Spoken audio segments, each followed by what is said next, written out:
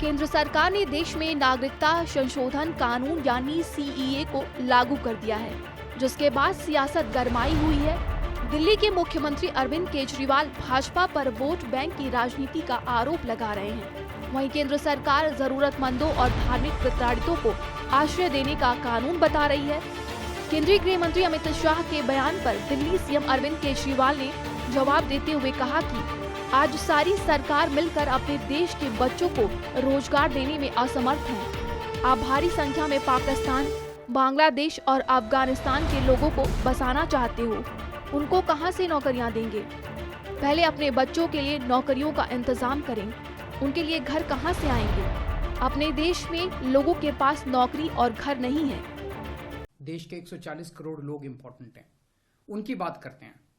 मैं आपसे पूछना चाहता हूं कि आज हम पूरा देश मिलके, सारी सरकारें मिलके अपने देश के बच्चों को रोजगार देने में असमर्थ हैं। जो इतनी भारी संख्या में बाहर से आप पाकिस्तान, बांग्लादेश के लोगों को हमारे देश में लाके बसाना चाहते हो, उनको नौकरियां कहां से दोगे? उनके लिए नौकरियां कहां से आएंगी? पहले अपने बच्चों के लिए तो नौकरी का इंतजाम कर लो। ये मेरा कल मूल प्रश्न था। उनके लिए घर कहां से आएंगे जो आप इतनी बड़ी संख्या में पाकिस्तान से, बांग्लादेश से लोगों को लाके अपने देश में बसाना चाहते हो, माइग्रेशन करवाना चाहते हो? वो उनके लिए घर, उनके लिए नौकरियां, उनके लिए संसाधन कहां से आएंगे?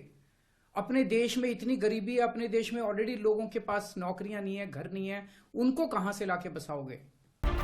दरअसल दिल्ली के सीएम अरविंद केजरीवाल के शरणार्थियों को नागरिकता देने से चोरी और बलात्कार बढ़ेंगे वाले इस बयान पर केंद्रीय गृह मंत्री अमित शाह ने कहा कि दिल्ली के मुख्यमंत्री अपने भ्रष्टाचार के उजागर होने से अपना आपा खो बैठे हैं। उन्हें पता नहीं है कि ये लोग भारत में आ चुके हैं और भारत में ही रह रहे हैं। अगर उन्हें इतनी ही चिंता है तो वे बांग्लादेशी घुसपैठियों की बात नहीं करते या रोहिंग्या का विरोध क्यों नहीं करते?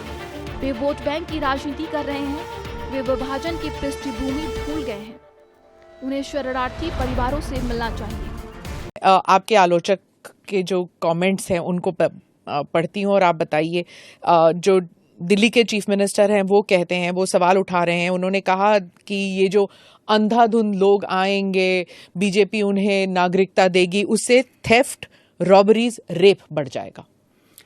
दिल्ली के मुख्यमंत्री अपने भ्रष्टाचार के उजागर होने से अपना आपा खो बैठे हैं। उनको मालूम नहीं है कि ये सारे लोग आ चुके हैं, आज भारत में ही रह रहे हैं। सिर्फ इनको अधिकार नहीं मिला है, वो अधिकार देने की बात है। 2014 तक जो आ गए, इनको नागरिकता देनी है। और इतनी ही चिंता है तो वो क्यों बांग्लादेशी घुसपैठियों की बात नहीं करते हैं? रोहिंग्यास का विरोध क्यों नहीं करते हैं? क्योंकि वो वोट बैंक की पॉलिटिक्स कर रहे हैं। दिल्ली के चुनाव उनके लिए लोहे के चने चबाने जैसे हैं, इसलिए वोट बैंक की पॉलिटिक्स कर रहे हैं। नौकरी का कहां सवाल है? वो ऑलरेडी यहां है। और बांग्लादेशी नौकरी का अधिकार नहीं मार रहे हैं क्या? रोहिंग्यास नहीं मार रहे हैं? इनके लिए तो आप कभी नहीं बोले भाई। सिर्फ जो हिंदू शरणार्थी आए हैं, जो बौद्ध शरणार्थी आए, जो जैन, पारसी और क्रिश्चियन शरणार्थी, इसी का विरोध कर रहे हैं। वो यही कह रहे हैं कि आप अपने नागरिकों को नौकरी नहीं दे पा रहे हैं और इनको स्मिता जी वो पार्टीशन के बैकग्राउंड को भूल गई हैं। शायद उनको जो निराश्रित आए थे, जो रेफ्यूजीज आए थे, इनके परिवार के साथ एक चाय पीनी चाहिए। अरबों खरबों रुपए की संपत्ति छोड़कर रेफ्यूजी बनकर यहां आए थे, दिल्ली के बाजार में सब्जियों की दुकान लगाई थी। मोदी जी ने विभाजन की विभीषिका का दिन मनाकर उसको हिस्ट्री का हिस्सा बनाया है। इन लोगों के मन में संवेदना नहीं है, वो समझते नहीं है वहां धर्म के आधार पर इनके परिवार की महिलाओं का गौरव छीना जाए, अपमानित किया जाए, क्या करेंगे वो? इनकी वेदना हम भी नहीं सुनेंगे। 50 में आ गए, 60 में आ गए, 70 में आ गए, 80 में आ गए, आज भी नागरिकता नहीं है। बच्चों को अस्पताल में दाखला नहीं मिलता है, ढंग की नौकरी नहीं मिलती है, छुट भैया नौकरी करते हैं, अपने नाम से प्रॉपर्टी नहीं ले सकते हैं, मतदान नहीं कर सकते हैं। क्यों? क्या गुनाह है उनका? विभाजन का फैसला उन्होंने नहीं किया था, कांग्रेस पार्टी ने किया था। और उस वक्त सब ने कहा था कि जो आएंगे उसको हम नागरिकता देंगे। अब अपने वादे से मुकर जाना, मैं मानता हूं कि हमें तो कम से कम मंजूर नहीं है।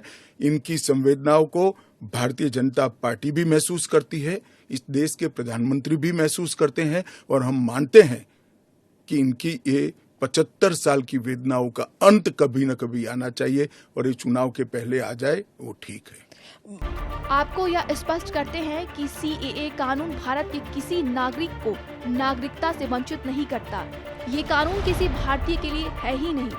दरअसल ये कानून भारत के पड़ोसी देश पाकिस्तान, बांग्लादेश, अफगानिस्तान के अल्पसंख्यक यानी हिंदू, सिख, बौद्ध, जैन, पारसी या ईसाई समुदाय से है, उनको नागरिकता देने का है।